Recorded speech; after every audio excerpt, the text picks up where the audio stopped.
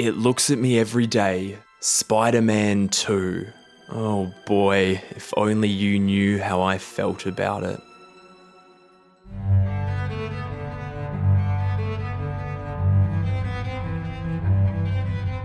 So yeah, it's happening. After fighting for my life to stave off the ramification of my channel since day one, I can't keep up the fight. I lost. My undying, ever-expanding love for those three movies, and more specifically, the second one, has taken hold of me so deeply by now that I have no choice. So it's happening. Congratulations. It's happening, in all truth, because after a good 15 years of self-restraint and about 1,000 other movies in between, I decided it was time to go home to revisit my favourite movie of 2004. Okay, that's up for dispute, but the movie 8-year-old me had on loop day in, day out for at least 2 full trips around the sun because there was a feeling I couldn't shake, a feeling that the movie which convinced 8-year-old me I could shoot webs and climb walls might actually be my favourite to ever do it. To do what? You ask. Well, this whole superhero thing, maybe even this whole blockbuster thing. As a kid, there was nothing more exciting to me than a guy in a red and blue webbed unitard swinging through New York to punch a mecha octopus man in the face. But as an adult, there's nothing more exciting to me than a blockbuster movie doing everything right. Right for me, of course, I guess, but right all the same. What I'm saying is, if you were to hit me up asking for the perfect exhibit of everything I believe a movie can be at its best, well, that movie is Spider-Man 2. And I want to stress the movie part of this. I'm not going to pretend I read the comics or that I care about how accurate something is to still images on a page. I'm never going to be that guy, so help me God. The guy that I am freaking loves movies as movies, and I love few more than this one. Not as a Spider-Man movie, not even as a superhero movie. As a movie. Full stop. I see it as an ode to imagination, to creativity, to emotion, and I think that by the end of this, maybe, just maybe, you'll see that too. And I'm not saying it's the greatest movie of all time. We all know it's The Cat in the Hat, and if you disagree, well, Judgment Day is coming and there will be a reckoning of fire and blood.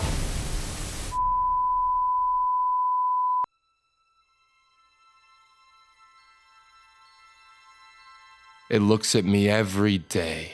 Spider-Man 2. Oh boy, if you only knew how I felt about it. Whoa. I have done that already. You just did that. Yeah, What are you doing here?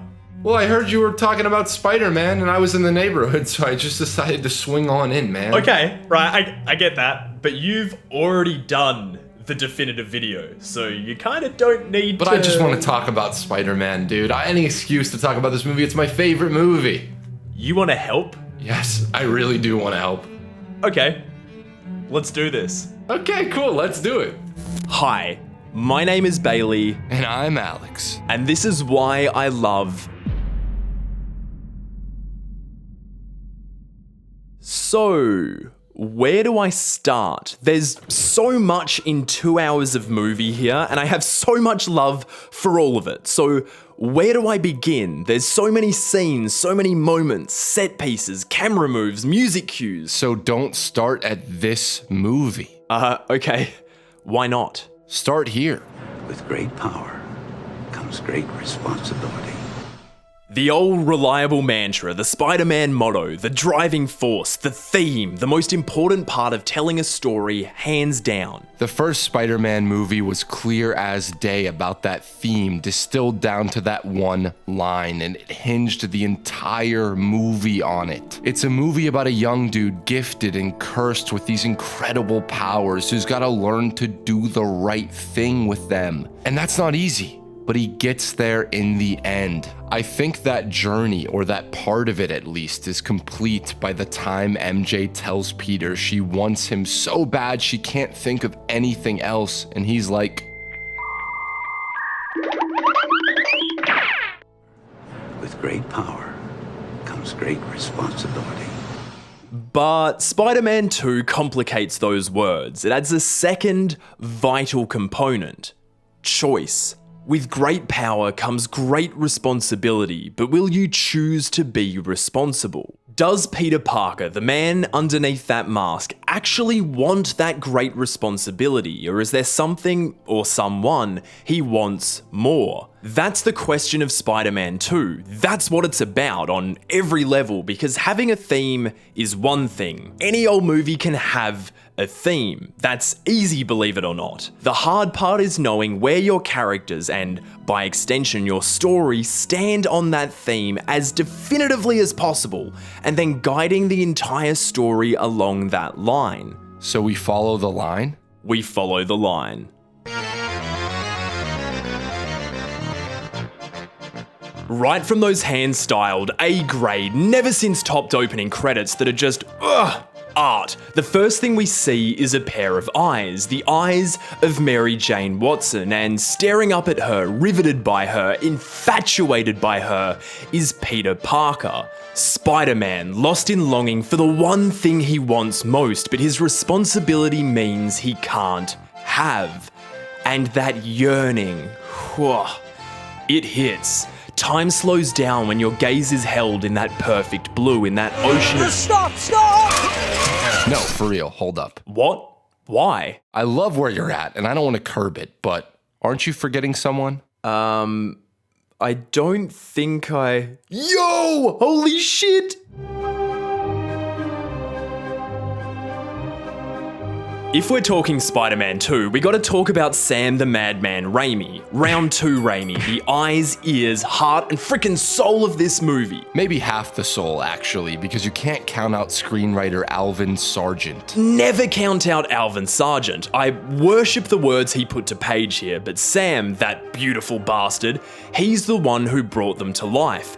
If you had to refine all that you love about this dude down to a single word, what would it be? Balls. It's balls on a filmmaker. Yeah, look, I agree, but for me, it's vision. Ooh, that's good. I know, right? Gah, when I watch Spider-Man 2, I can tangibly see and hear and frickin' feel the vision behind every scene, every shot, and every sound. The kid from Royal Oak, Michigan has got a mind like no other, and I think the thrill of Spider-Man 2 is witnessing him put it to work. We talk about this thing of auteurs, of directorial style. Some guys love to play a scene in one, or to have a constantly moving camera. Some like to roll 10 cameras at once and chop it fast. Some like the dark, some like the light, and some like to find it as they go. Every great director, sooner or later, finds a style of some kind, a set of rules and visual values, a set of principles that dictate their approach to putting a movie together. But Sam— call me crazy, but I think Sam's style is anything goes. Hear me out on this. I honestly cannot think of another studio movie this century, save maybe Paul King's Paddington Joints a decade later, that covers a more complete span of filmmaking techniques to tell its story than Spider-Man 2. You with me on that? Oh, absolutely. The only principle Sam seems to have, and this rules, it frickin' rules, is that every moment, every frame, every soundbite, everything is an opportunity to be creative, and he will never, ever miss an opportunity. Ever. You've heard the term every frame a painting, right? Well, Sam went for every frame a comic panel, literally in some cases, but ripping an image from the comic pages is a rarity. Nah, baby, this is all Sam, and DP Bill Pope, and production designer Neil Spisak, and the entire art and costume department. It's a lot of insanely talented, stupidly creative people, but it all started up here. That's how you end up with totally batshit insane shots like this that are just, what is going on?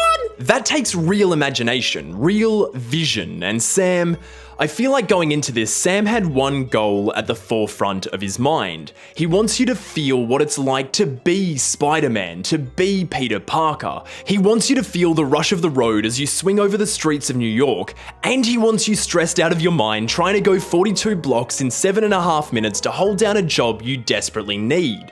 You know, the everyday stuff. Honestly, a big part of why these movies have the staying power they do, part of that charm. It's the way Sam and co embrace the inherent scrappiness of Peter Parker, a young dude just trying to keep his life together. He's no Tony Stark all cool and slick in his billion-dollar war suit, nor is he a god or a highly trained government agent. Get all of that out of here. Get it out of here! Get it out of here. The strength of Spider-Man, for me, has always been the fact that he's a real person. He's one of us. Sam just gets Peter. I feel like he and Alvin knew exactly who they wanted their webhead to be this time round. Just this sweet, sensitive guy with a compulsion towards altruism that finds him continuously caught between the two worlds of what he wants to do and who he needs to be.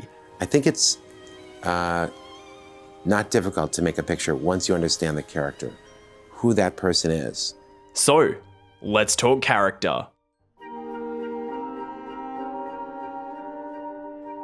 The trick to writing a compelling character, ask any writer who's done this long enough, is to put them up a tree and throw stones at them and then have them figure out how to get back down again. Yippee-ki-yay, motherfucker. In Spider-Man 2, Sam and Alvin put Peter up a tree and then threw more trees at him. I don't know if that makes any sense, so here's what I'm saying. Peter's life fucking sucks. And we see that fully. We see an entire day of it, start to finish, across 15 minutes and 28.5 glorious seconds of screen time. So, here's the Loverboy and Hitop official list of why Peter's life sucks. You want to kick us off? I'd be honored. 1. Joe's Pizza. He loses his insane delivery job because he can't prioritize pizza over preschoolers getting pancaked. 2. The Bugle. The one job he can count on is turning everyone against his alter ego. A fact I'm very proud of. 3. He's broke. So broke he's asking for advances. 4. He's failing school. Your grades have been steadily declining. You're late for class. You always appear exhausted. 5. He's exhausted to the point he doesn't have time to remember his own birthday. 6. He's humiliated. I mean, come on! 7. The foreclosure. Poor old Aunt May can't afford to keep the house Ben and her raised Peter in, and she's like not doing great without him there. Oh, I'm sorry. It's just that I miss your Uncle Ben so much. Which brings me to number 8. Uncle Ben, who Peter isn't doing great without either. You never get over losing a father, and Peter's lost 2. That's, man. 9. Harry. His best pal lost a father too, and he hates Peter for it. Inadvertently, at least. 10. MJ. Yeah, Mary Jane Watson, the girl of his dreams, so close he could just reach out and... I'm seeing somebody now. Sam and Alvin didn't just show us a day in Peter's life, they showed us his worst day. His worst day so far. Oh sure, because it gets worse. Of course it gets worse. This is just the setup that shows us that Peter's life is too much to manage. Spider-Man and Peter always have 2 different objectives, 2 different agendas, and they're always active at the same time. There's always 2 tasks that need to happen simultaneously, and Peter can only ever manage one. Which one, you ask? The one in the suit, always the one in the suit. Exactly, because if the choice is between Child Roadkill and Joe's 29-minute guarantee, which are you gonna choose? That's the classic Parker luck in action, right? You saved the kids, but you lost your job. And that's the thing here, that's the thing Sam and Alvin want us to know. Every time you put on that suit, your life is gonna be worse when you take it off again. Peter's entire existence is just one big cycle of little victories followed by crushing defeats. He's living through that perpetual feeling of slipping, of trying to climb up and out of where you find yourself, but always landing back at rock bottom. 2 years being Spidey, and Peter's greatest foe so far is just making it through today. Well, that's until he gets a greater foe, because things could always be worse, and what could be worse than all of that? I don't know, maybe your idol becoming your arch nemesis before your very eyes? Oof, this is rough, man. Super rough. Let's say you were a struggling physics student trying to wrap up a well overdue paper on your academic idol, and let's say your homie hooks you up with meeting that idol. You turn up and it's just like, wow, you see his new project, you meet his wife, you stay for lunch, and just, this guy has the life you want for yourself. He has it all. He imparts some great wisdom on you. Intelligence is not a privilege, it's a gift. And you use it for the good of mankind. And some that's not so great. But if you want to get a woman to fall in love with you, feed her poetry. And then, let's say, there's a demonstration the next day, and there's an accident, and it's not your fault, but you couldn't stop it from happening, and now your idol's a monster. If that ain't the best goddamn villain setup of all time, I don't know what is. I think what's so perfect about how Dr. Otto Octavius comes into all this is that we witness his tragic backstory take place in real time, with Peter there every step of the way. We get to know Otto and Rosie at the same time as Peter, in the same way, so our connection to them is totally one-to-one with Peter's. Oh, Rosie, I love this boy. None of Sam's Spider-Man villains start out as villains. They find their way there in step with the story, and that makes their inevitable intercept course with Spider-Man all the more meaningful. They exist as part of Peter's world before becoming part of Spider-Man's, and that's always more dramatically interesting to me than some random guy that overlaps by a series of complicated, convoluted external events. Otto is so ideal as an adversary because he's the villain that had everything our hero wants, and he loses it all. We see him lose it all. Blockbusters today have an obsession with the sympathetic villain, the human villain, the villain we can understand, but I'm not sure anyone's managed to tap into that as truthfully as Sam and Alvin and Alfred Molina.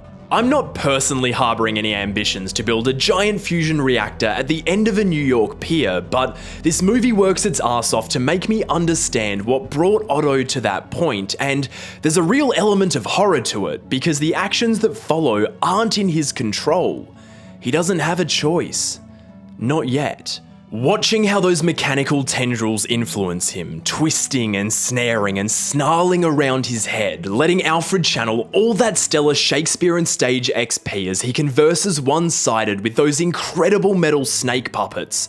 There's a sense of tragedy here, a tangible sadness and shame that surrounds him even as the arms morph him into a fiend of manic determination. I think that's why every punch Peter throws his way hurts like it does, for both of us. Sure, Spidey has to save the day, and it's fun, and it's cool, and Doc Ock is the bad guy, no two ways about it, but every time they clash, it's Peter throwing punches at the man he once wished he could be. If you ask me, that's about as good as a hero-villain dynamic gets. The villain has to genuinely mean something to the hero, and we have to see that they mean something crucial and consequential, and at some point, kind, and for that to go both ways if possible. You know what else goes both ways? Trains.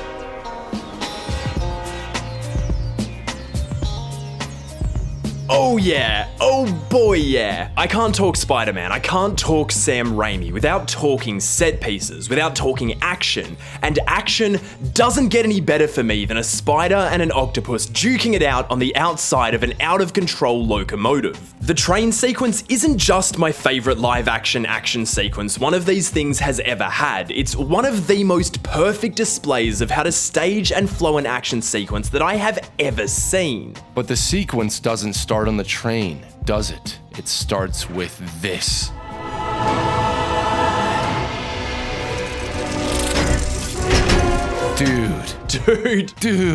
Dude, what the hell? I literally cannot describe the thrill of a move like that. It's just, ugh. The first thing that kind of stands out here is that Sam loves verticality in a set piece. You don't base your character in a city with like 300 skyscrapers and not have brawls happening 1,000 feet in the air. That would be a waste of Spider-Man. Oh, it would be, but I think there's a really killer design concept behind a high-rise skirmish that goes beyond being really freaking cool.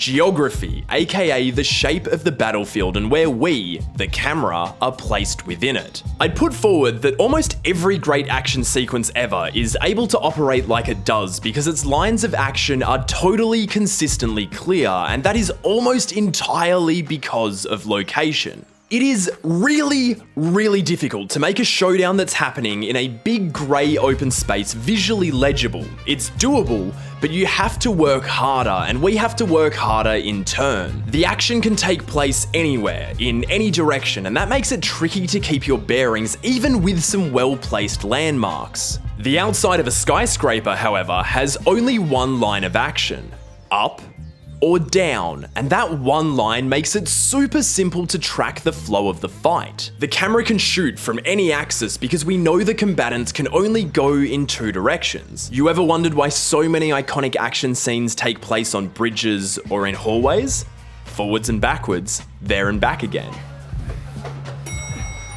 Which is why trains work so well for this, because even if you get thrown off the side and need to street surf for a while to catch back up, everything is still moving in that one direction.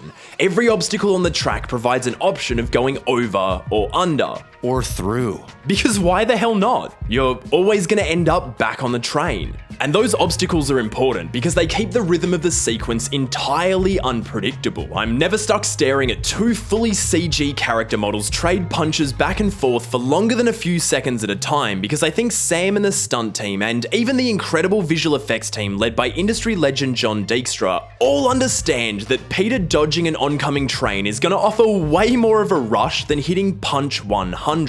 Hey, you're starting to make it sound like Sam doesn't know how to throw a punch. Oh, don't get me wrong here. No one knows better, and it's almost entirely in how he edits them with Bob Murawski. I actually want to jump back to the first movie for a second here to showcase what I mean.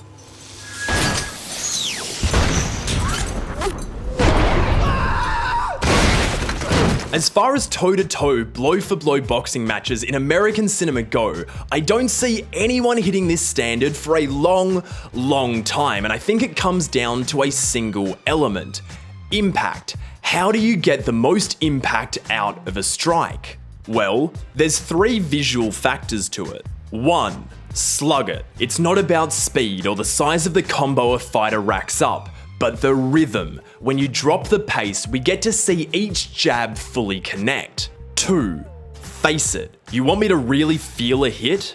Throw it my way. So much action today is shot from the outside looking in, like a documentary, with this choppy, long lens handheld look that captures a clash from a dozen angles and assembles it in post. But Sam is incredibly specific with his shot choices and puts us inside the action, facing a real actor whenever he can. 3.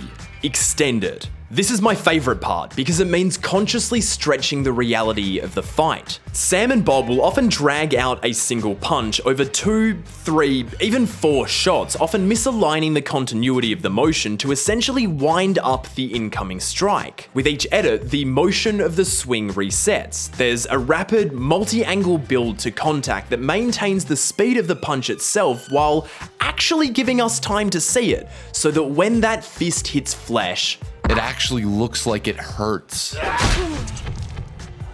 And that's an effect you can only achieve by having totally clear intentions going into how you shoot a fight, plus a studio willing to give you the time and resources needed to achieve it. There's one more thing though, a kind of X factor Sam's action scenes have, and it's the reason why the Spider-Man 2 train sequence remains undefeated in my mind all this time later. And that X factor is human beings. You want to get to him, you got to go through me. And me. Me too.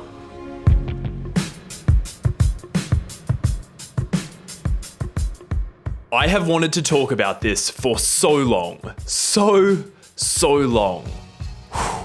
Why do superheroes exist? What is their purpose? When they put on that suit or they use their gifts, what are they using them for? When they protect, when they help, when they inspire and give hope, who is it that they serve? Well, It's us. It's always us, just everyday people on the street. And so when you're constructing a set piece, specifically a superhero set piece, I honestly believe that the one fundamentally essential component is actual human beings, and Sam Raimi understands that better in this movie than anyone has before or since. It's between him and King Chris, no doubt. If Spider-Man 2 is a movie about choice, about Peter Parker being caught between his desire for a normal life with the girl next door and his responsibility to keep the people of New York City safe, then you better make goddamn sure that New York City is overflowing with people to save at every turn. As far as I'm concerned, civilians cannot just evaporate into thin air at the first sign of trouble, so wanton destruction can go on unchecked. Projectile 1, impact, Stryker's Island, east of Metropolis. That's uninhabited. Why did you bring him back to the city? The port is abandoned. Alle Passagiere müssen den Flughafen sofort evakuieren. We're evacuating the airport. No! Don't be a coward. Line those streets with people in harm's way so your hero is overwhelmed at all times by the sheer number of souls they need to safeguard. That's what Sam does, over and over and over. And it's not just about lining the sidewalk with extras with a sea of indistinguishable faces that duck and run for cover when the chaos commences. Sam has all that, but he always manages to single out a real character in the crowd, a singular perspective. We inherently connect less to people as a collective than we do to individuals, so the key here is to gather a little congregation of civilian bystanders and then pick a face to focus on that embodies the emotional reaction of the entire group. Go, Spidey, go! Sam knows he's putting on a show here, and he lives for working the crowd. If you work the crowd on screen, make them shout and scream and cheer and cry, that's bound to work on the audience watching it back. Hype them up, and they hype us up in return. Yeah! Yeah! Yeah! Yeah! Your extras can be more than just vessels for comedy or faceless room filler, believe it or not. They're the single greatest tool you have for channeling fear, confusion, sadness, and awe. You can't get a scene like this if no one's on the train. Simple as that. It's that wonderful simplicity of having the everyday person, you and me, be real and present and having us bear witness so that the amazing feats of the Amazing Spider-Man can actually feel, well, amazing and not like just another scene in a movie that only cares about the stuff happening up here. That's where the fun is, sure, but the story happens down there, on the ground, in the neighborhood. Because as far as I'm concerned, a friendly neighborhood Spider-Man is nothing without his neighborhood. Even outside of the big set pieces, Spider-Man 2 is loaded with unforgettable human beings that fill Sam's vision of New York City with genuine charm and flavor. Human beings like this guy, or her. There's a unique character on every street corner, and Sam seeks them out, weaving these diverse little stories together to create this tapestry of a romantic, analog city. That's one of the interesting things here. This movie was made on the brink of the digital age, in a world of landlines and newspapers and photos shot on film, and I think that world lent itself better to community-based superhero stories than the world we live in today. I think Spider-Man is an inherently analog hero, a guy that plays every disparate thread of his two lives so close together that he couldn't stay anonymous for long in the age of iPhones and Twitter. That's why Raimi gets away with so much without ever feeling the need to get bogged down in redundant logistics. Like, I don't really care that our protagonist will be decked out in full Peter Parker getup in one shot, and then 2 seconds later he's in the spider suit swinging high overhead, because I think what you trade out in flawless realism, you gain in creativity, and I'll go for inventively stretching the rules over rigid logic every single time. Whoa! He stole that guy's pizzas! This stuff is so much more fun to me than the alternative because it perfectly maintains the kinetic momentum of the scene, and it works entirely because Sam plays it from a unique perspective. This dude is just as confused as we would be, and it's genuinely funny. What can I say? It's a funny movie. Man, don't get me started. No, we want you to get started. Absolutely get started. Is That a good idea though, because I get pretty worked up when I talk about comedy in movies, so I don't want to just kind of throw this whole thing off by... Comedy. Well, alright then.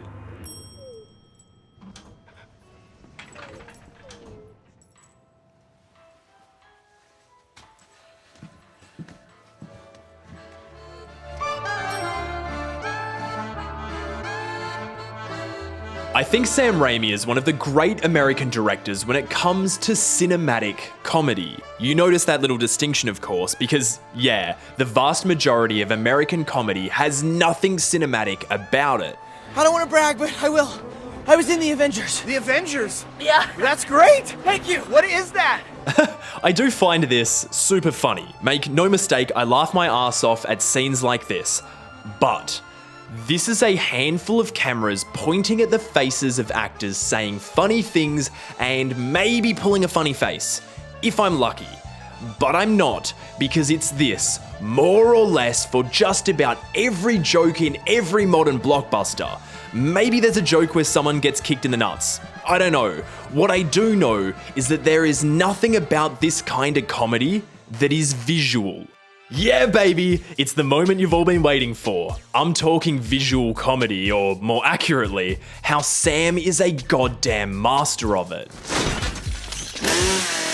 Here's the key to visual comedy on film, the one governing factor to assembling a joke. What are you waiting for? That's it. The frame. Just the frame. Look at it long and hard because it's all you need to tell a joke visually. Well, that's a lie. It's about two things. What's inside the frame and what's out of it. What we can see and what we can't. Jokes don't just happen at one point in the center of the frame. There's a foreground, a middle ground, and a background, and there's also four sides. A joke can start here, leave the frame there, return here, and then end all the way at the back.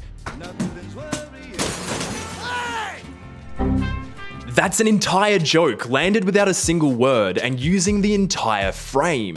I'd actually go as far as saying that there is nothing I find funnier than someone or something unexpectedly entering or exiting the frame. This is my favorite instance in the movie. Food poisoning scare, Sweep City. Some food got poisoned? I'm a little nauseous, yeah. The Daily Bugle actually brings me to the next thing here. Speed. Anyone can grind a scene to a halt so that a character can say something funny, but what's really freaking difficult is maxing out the tempo to the point of comedic chaos. Not only is the Bugle exploding with ringing phones, tapping typewriters, and nervous chatter, but the rhythm of every scene is entirely unpredictable thanks to J.K. Simmons as JJJ, aka the most perfect casting in the history of perfect castings. You're fired. Chief, the planetarium party. Oh, right, you're unfired. I need you. Come here. At no point when you're in the room with this cigar-chomping maniac are you afforded solid ground to stand on because his behaviour, along with the constant interjections from Betsy, Ted, and side character heart and soul Robbie Robertson, won't allow for it. And that takes a lot of work to control because as much as it feels like total anarchy up there, scenes like this are a masterclass in timing and composition. The spatial relation here is bang on because we know all characters will enter and exit the office from this point, which is why Ted slipping in here somehow is so absurdly funny. Every interaction stems from Jonah, which is how we ratchet the rhythm up so fast. From JJ, out, then back in, and on. Sam and Bill know the shape of the jokes within the space, and the clearer we can see that shape, the faster they can move without us losing track, and the funnier a subversion of that shape becomes. And because it's a visual medium, cinema, you know, a joke has more pop if it's someone doing something funny rather than saying something funny, and the more ridiculous that thing is, the funnier it'll be. You got a favorite one of these? Do I ever? It's time to talk Peter's real arch nemesis. 9 mops in a closet.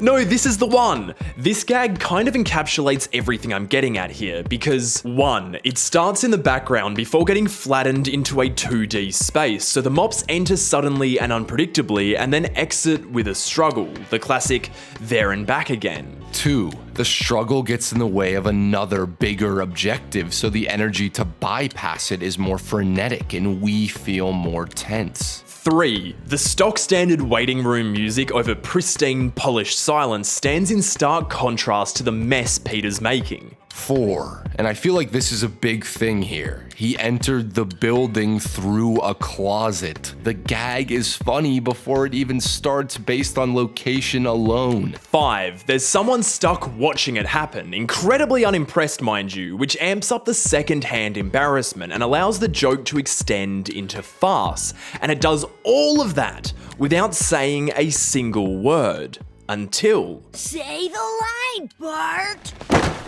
Pizza time. And you can see that Sam really knows how to play the rules of this himself. Just watch him channel his inner Buster Keaton during this scene from Indian Summer. What I'm getting at with all of this is that you are entirely wasting the potential of the medium if your only approach to a joke is pointing the camera straight at the face of the person saying it.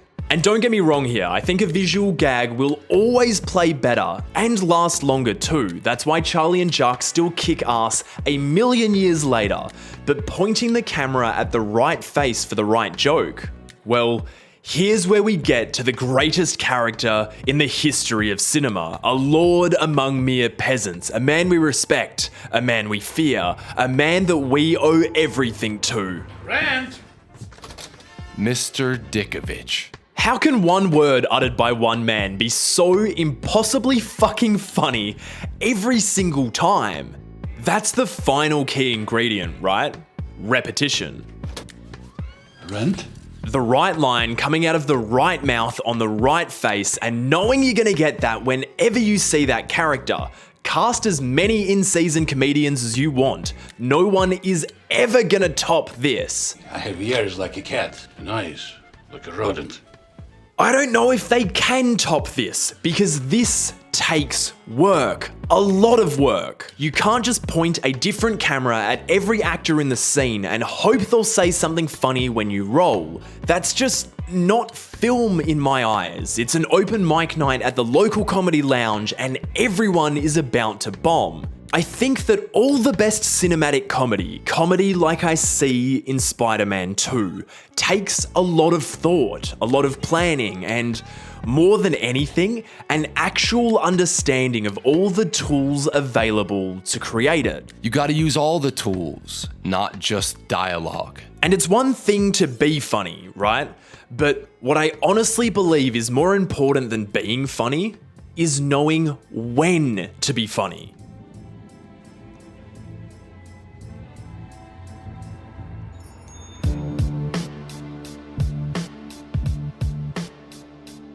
This is the part of the video, the inevitable part really, where I talk about bathos, my eternal arch nemesis. You're probably familiar with this concept even if you haven't heard the term before. Every time I complain about how certain movies can't get through 90% of their most emotionally exposed scenes without telling a joke that undercuts that emotion, this is what I'm talking about. Not to go all uber academic all of a sudden, but the Oxford Dictionary defines bathos as an effective anticlimax created by an unintentional lapse in mood from the sublime to the trivial or ridiculous. In non-literature nerd terms, it's the thing that happens when a serious scene stops dead in its tracks to make you laugh or to alleviate the emotional pressure. I am a god, you dull creature, and I will not be bullied by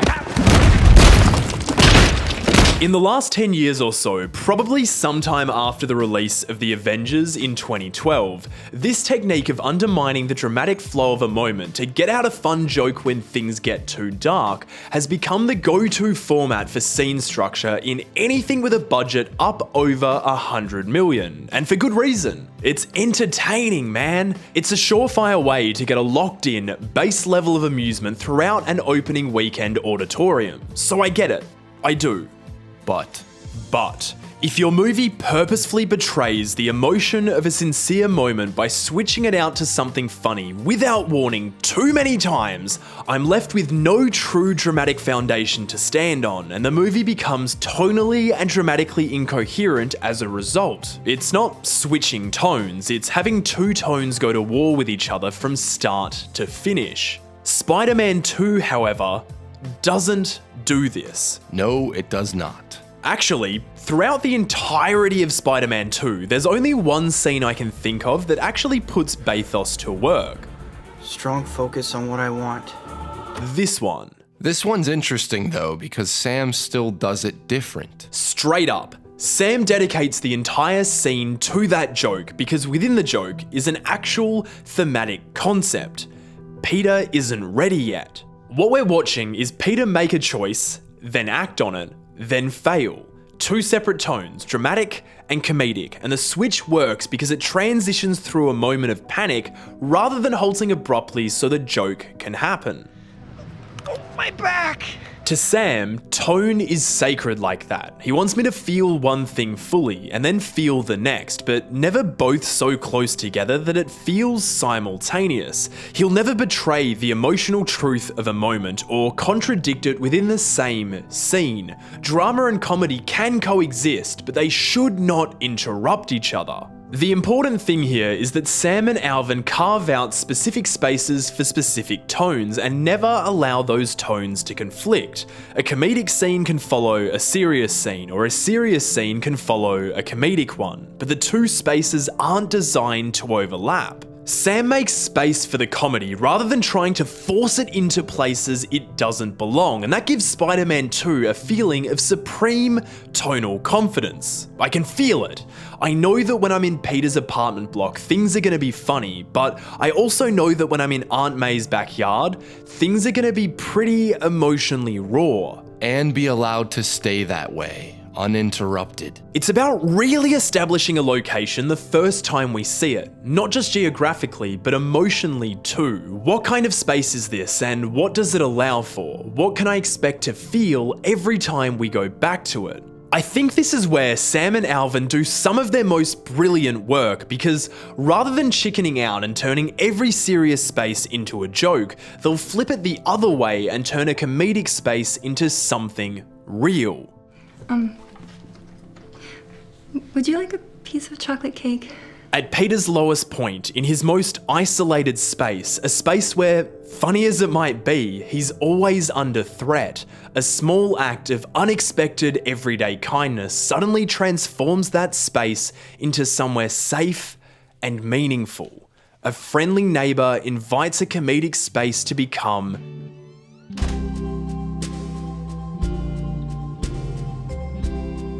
This right here is what Sam and Alvin are fighting for. This is what they're trying to unearth in every moment of every scene, even in locations like 187 Christie Street. They're after that unflinching emotional authenticity. Something that really stood out to me going back to Sam's Spider-Man movies, especially in this one, is just how at home they feel sitting in the quiet stillness of totally naked emotions, something which is amplified by the wild kinetic energy of everything around those moments. It's the rhythmic contrast found in the eye of a filmmaking storm. Ooh, I love that, man.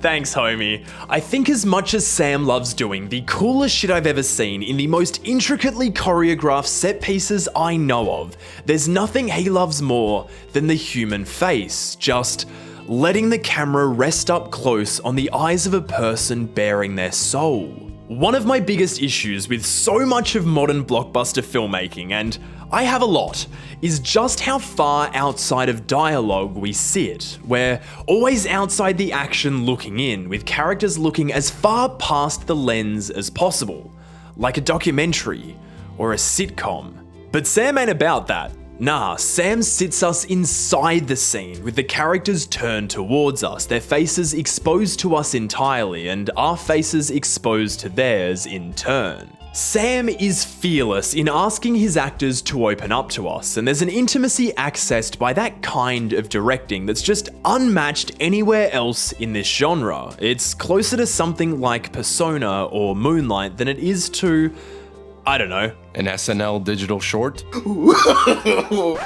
Like, do y'all understand what it is to have a filmmaker on one of these things who, more than anything else, more than the swinging or the fistfights or whatever big special effects sequences the studio asks for, more than all the things that make a superhero story super, to have someone who wants us to see a face up close, really close, and to watch as real emotions pass over it, without averting our gaze, without allowing us to step back, without letting us get away from feeling something uncomfortable or ugly, because those are the things that make it all so real.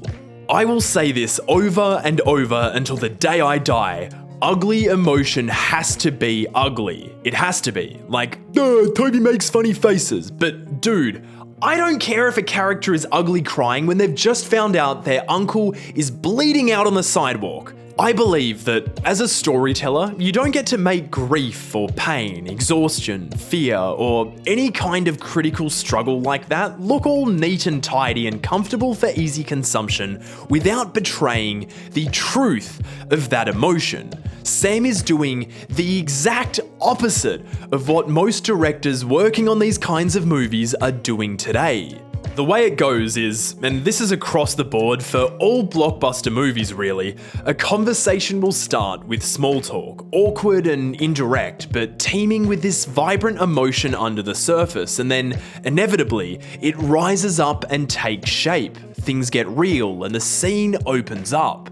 Most of these things now, you hit that point and the awkwardness of it twinges and the cringe is intensified by cutting to a wide, leaving us hanging in this open space where we can stop holding our breath and laugh at the silly little people on screen. But Sam moves in closer as he can, and then goes closer still. That's how he gets there. That's why scenes like this and this and this all feel so unflinchingly human to me. And we say that all the time. I say that all the time. This superhero movie feels human. I can feel the humanity. It's not about the action or the abilities or the heroic feats of altruism and bravery. It's about the people.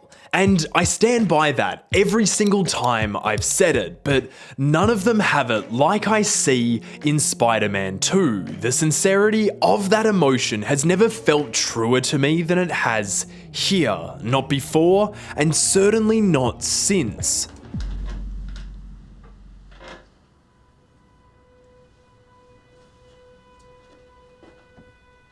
And that's how it's done. I think a lot of this comes down to the way every main character here is longing for connection to someone they care about, and Sam having no illusions as to the truth of what that feels like. For Aunt May, Otto, Harry, they yearn for, they're driven by a connection lost, consumed by the grief that fills the void once your whole world has been taken away from you. For Peter, that connection is right there, just an arm's length away. Mary Jane Watson. Every time they share a scene, the ache of all that he wants to say to her, all that he wants to tell her but never can, the weight of it all is excruciating, and Peter suffers for it. Scene after scene, whether she's there across from him or not, we experience how the hurt of what he can't have, the one thing he truly desires more than anything else, tears Peter Parker in two.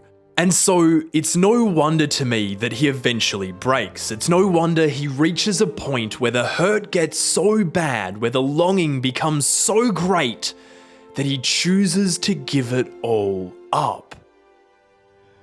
I'm just Peter Parker.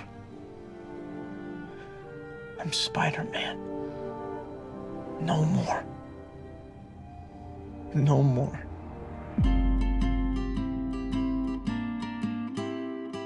Peter makes a choice, and then suddenly, he's free. He finally has a chance to be the Peter he's always wanted to be. And that works for a time because he actually has time. Time to catch up on classes, time to fix his bike, time to enjoy just walking the street. Time to see MJ's play. And he's happy, truly happy, for maybe the first time since he ran across those rooftops 2 years prior. But... You're too late. No! God, please, no! At the very point, Peter throws it all away to go after the only thing he's ever wanted. Mary Jane is no longer there for him. She was tired of the waiting, tired of the lies and half-truths and excuses, and she moved on. And so goes the tragedy of Peter Parker. Because he still can't tell her. He can't tell any of them the one thing that would make it all make sense. I'm Spider-Man. Weird, huh? And he wants to tell her. He wants to tell her so bad, but he knows the risk all too well. Norman made sure of that last time.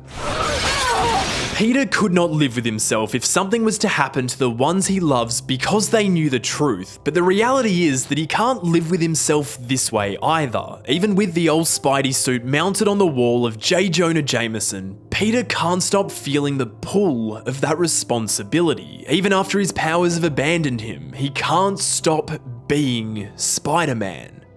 Am I not supposed to have what I want? What I need?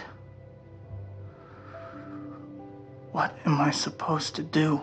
This always gets me, man. Because Peter can't tell anyone who he really is, he can't ask anyone for guidance. This Peter doesn't have a mentor. He's got no one to talk to, no one to call, no one to catch him when he falls. And I think the one person he could have told, the one person he could have confided in, they're not around anymore. All he has are the last words that person spoke to him. With great power comes great responsibility. Peter chose a normal life, a life where his only responsibility was himself and his own well-being, but maybe he chose wrong. Maybe New York's need for a Spider-Man outweighs Peter's desire to follow the dream of that normal life. Lord knows, kids like Henry need a hero. Courageous, self-sacrificing people, setting examples for all of us. Peter thought the choice was between what is right and what is easy, but it turns out a normal life isn't easier after all, especially when it means sitting on the sidelines while bad things happen and knowing you have the power to stop them with or without webs shooting from your wrists. Because it was never about the powers or the costume. It was never about being Spider-Man. Guess what? Peter Parker is the hero, and that doesn't change just because he tosses the red and blue mask in the trash. That's why when Mary Jane sits down with Peter at that cozy little cafe to definitively ask him one last time, "Do you love me?" Peter chooses to lie. You don't. Peter chooses to be Spider-Man, to be the hero no one else can be. And he really chose at the right time too.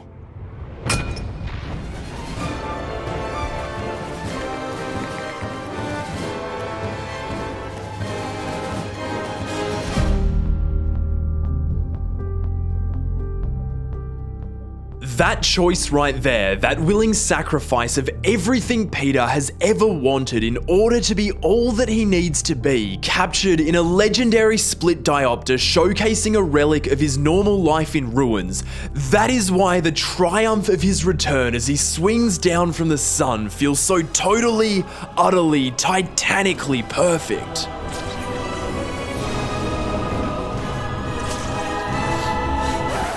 Are you crying? No. Oh, dude, no, because if you start crying, then I'm gonna cry.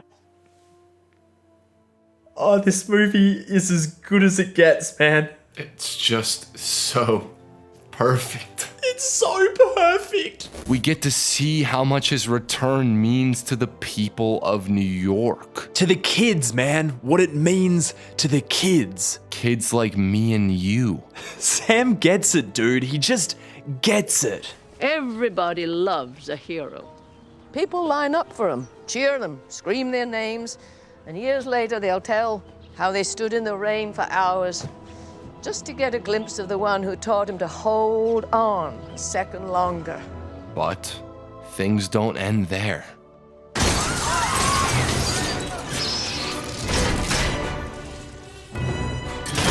Just like the film before it, Spider-Man 2 doesn't peak at its final big set piece. It builds onwards from there into something smaller, more intimate.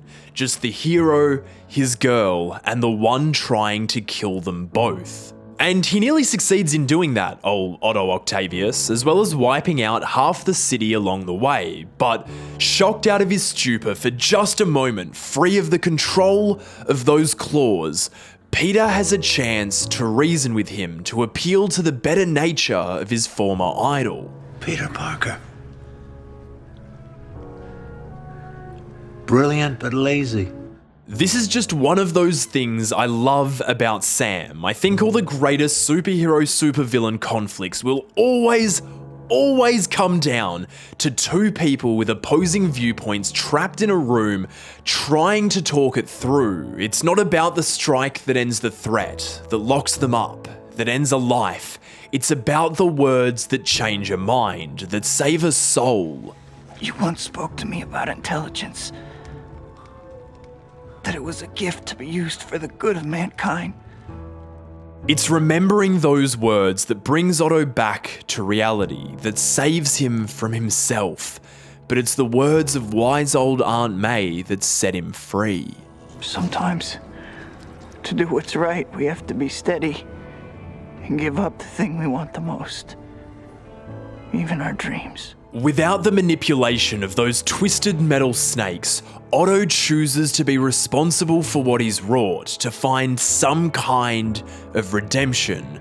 To be a hero, and to die with pride. And as Otto disappears into the sea and Peter turns away from his idol for the last time, there she is. And there he is. And she finally sees him. She sees the real Peter Parker. And she understands. This movie takes the will they won't they of Peter and MJ as far as it could possibly go, mines every ounce of drama from her not knowing, from him being unable to say, and only when there is nowhere else left to take it, only then does Mary Jane learn the truth. Hi. I mean, what else could you possibly say in that moment? What do you say to the person that means the most to you in the moment they discover who you really are? This is really heavy. Okay, maybe not that, but you know what? When you're not goofing off all the time, sometimes a joke in a moment like that fits just right. And it delays the inevitable conversation that comes next, high above the water after the storm has settled. The hardest conversation they'll ever need to have. The one with no lies, no half-truths, no excuses. The one where things no longer need to go unsaid. And the one that'll hurt the most because of it. I will always be Spider-Man. You and I can never be. But the truth is easier to live with than the lie, because the truth at least makes sense. The consequences are real, they've lived them already, even if Mary Jane didn't know it yet. It's the lie that ate away at both of them, made them miserable, made them resent each other. Now the love is there, and it's free, and it's understood. It hurts, sure, but that connection they both long for with each other exists.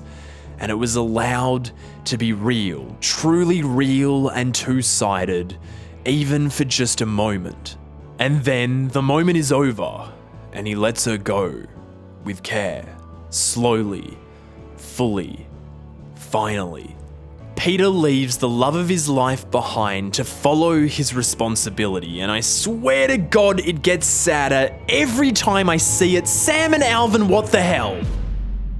But this entire movie, nearly 2 hours of it at this point, has been all about choice. One choice specifically. Will Peter Parker let go of his dream of a normal life with Mary Jane Watson to live a life of responsibility as Spider-Man? And he chose, definitively he chose, as he lowered her down to solid ground into the arms of her fiancé.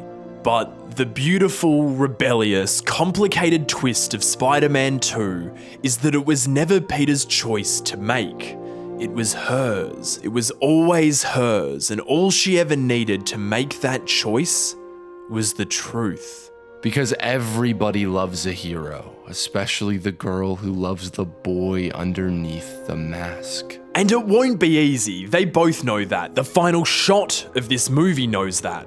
But for now, in this moment right here, as he swings one last time into the setting sun with MJ watching from his window, Peter Parker has it all, and he's happy. He finally gets to be happy.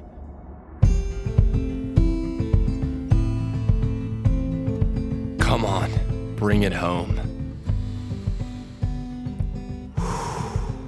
I think what gets to me about Spider-Man 2 more than any other superhero movie ever has is just how perfectly it understands that the biggest battle a hero needs to face is the one inside of them. That's the biggest battle any of us have to face, the one in here. If the external fight in your movie, the external struggle, the war with the next great grey space alien or ancient god or whatever the hell it is the hero is going up against in Act 3 is ever allowed to be bigger than the war they have going on inside, that's where I exit the ride. I don't know that fight. I can't know that fight.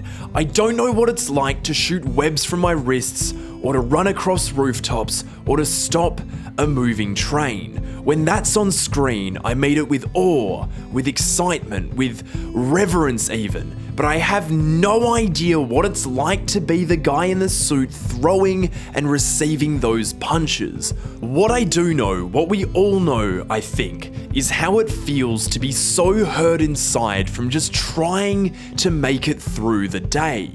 To go to work, to go to school, to pay rent, to make that phone call, to tell someone how we really feel. Spider-Man 2 is a movie for those who know that, those that live that, or have lived that, or will live that. Spider-Man 2 takes that feeling of never being able to do it all, of it all being too much and it all hurting so bad, and makes it super. For 2 hours straight, this movie puts Peter Parker through hell and asks him to do just one thing. Choose to do what you know is right, even if it's hard. And he does it, and he suffers for it. But at the end of it all, Spider-Man 2 says that maybe if you do the right thing, and you do the right thing every day just because it is right, maybe things will work out for you. Things will work out for you. Maybe that's too romanticized or idealistic. I don't know. Sam and Alvin are idealistic guys and they made an idealistic movie. A movie for us. For those of us that have dreams and have responsibilities, and those that hope that one day both those realities can intertwine. For those that chose to be steady and give up their dreams, because one day those dreams may still find you. I hope they find you. I really do.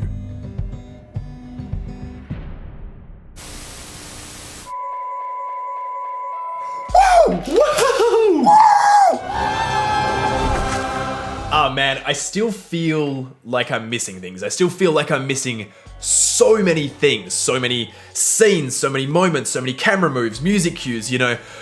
I never was gonna get it all though, was I? I guess Spider-Man 2 just means too much to me to get it all in one video. But hey man, you tried. I tried, and I appreciate you being here for it, man. Well, you know, you could not have done it without your friendly neighborhood, Hitop Films. We should do this again sometime, dude, seriously. Maybe like Spider-Man 3 next year? If there is just one more thing to say though, one last thing, it's that I've spent nearly 8 months on this video. Horrifying, I know, but making this, on this exact movie, this wonderful, earnest, inspiring movie has been the best film school I've ever had, and I literally went to film school. Spider-Man 2 just has so much to say, so much to teach, so much to give, and even after all this time, I know I'm gonna come back to it and learn more still. More about directing, about writing, about photography, design, editing, effects, composing, more about imagination, about creativity, about emotion, and about the vision that brings all of that to life. The vision of Sam Raimi. And it's always there, no matter what happens, no matter how I feel about the movies that follow in its footsteps. The one I believe did it all so right will always be right there. And so, finally, that is why I love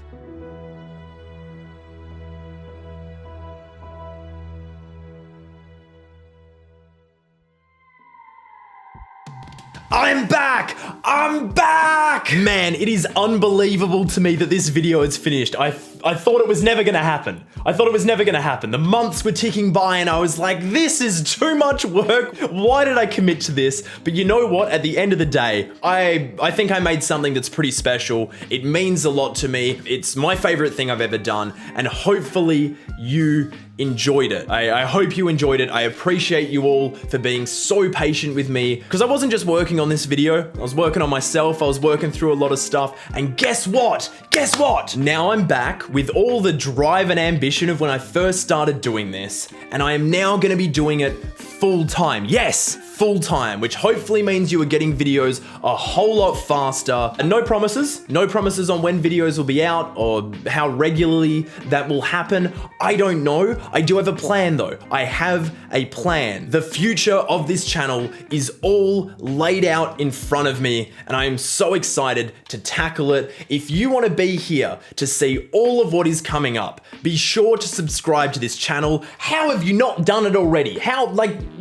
What? You gotta subscribe! And let me know what you thought of this video. Across the last hour, I have had a lot of thoughts, and now I wanna hear your thoughts on those thoughts. Let's get the discussion going. There's a lot of topics to hit. Let's hit them all. Lastly, make sure you've liked this video and then consider supporting me on Patreon where I offer some cool, exclusive rewards. There's gonna be a lot of really cool stuff associated with this video specifically that you can only see on there. And because I am now doing this full time, that kind of financial support it's next level. It means the world to me. I haven't done one of these outros in a long time, so I don't really remember how I'm supposed to close it out other than by saying thank you so much for being here. Thank you so much for your patience while I have been gone. I am so excited to be back and in motion on this channel. Exciting things are coming in the future. I really hope you enjoyed this video. I loved making it so much. This was just a really, really special one to me. And I guess until I see you next time, I love you all and empathy first.